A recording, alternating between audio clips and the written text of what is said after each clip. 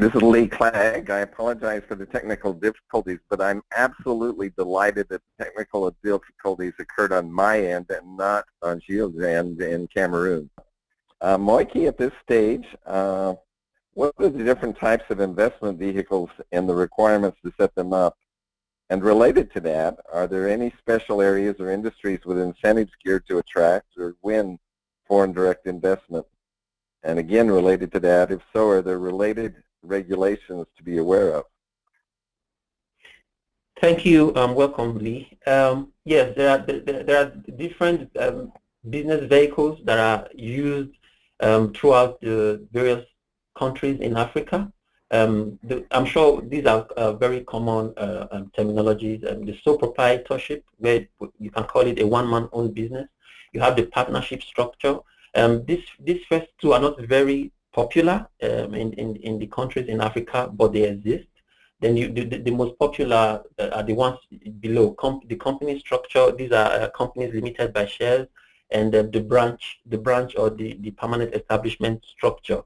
It is interesting to know that not all the jurisdictions allow the use of branches, but most of them do.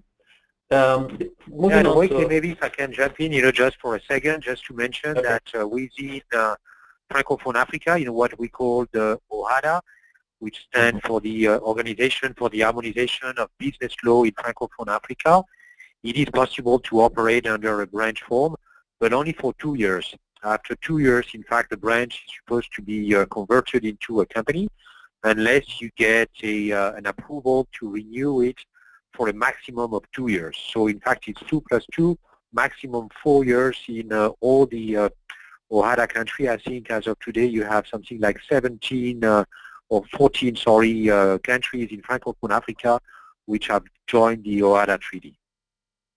Thank you for that great insight, Gilles. All right, moving on to the capital requirements. The minimum capital requirements vary again from jurisdiction to jurisdiction. We have some countries that demand will require as low as $50,000 to some countries that require about $1 million to invest in their countries. And something that is common amongst these various countries are the cost of doing business, as you will guess, because of the low development of the infrastructure in these countries. Cost of doing business is pretty high, and it's something that should be considered in deciding to invest in Africa.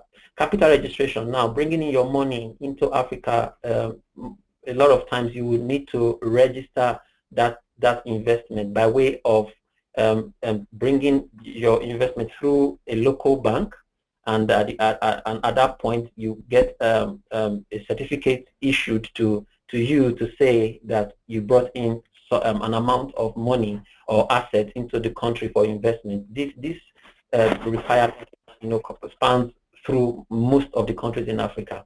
And local content has to do with the requirement for local people or local individuals or companies that are established in these various jurisdictions to participate in certain investments. Now, the local content rules does not cover all the different investment types.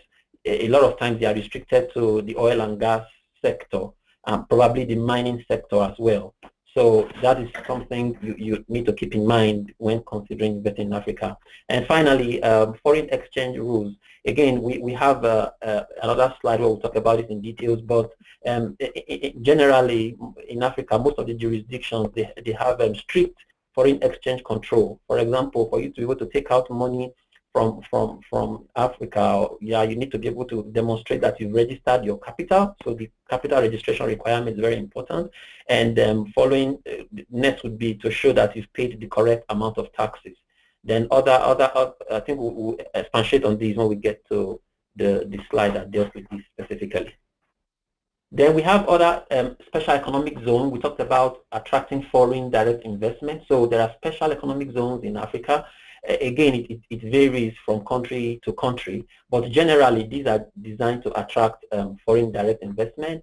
And the part of the incentive is that entities or businesses can set up in these zones without necessarily having to incorporate a company, but there is a registration requirement, to operate in these territory. Yeah. Then you have general incentives that could go as high as recovering 100% of your capital investment in the first year, and you're allowed to repatriate your profit without any without complying with the strict foreign exchange rules.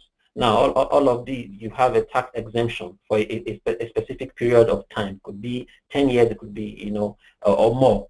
So all these, again, vary from jurisdiction to jurisdiction, but there are such economic zones to attract foreign investment.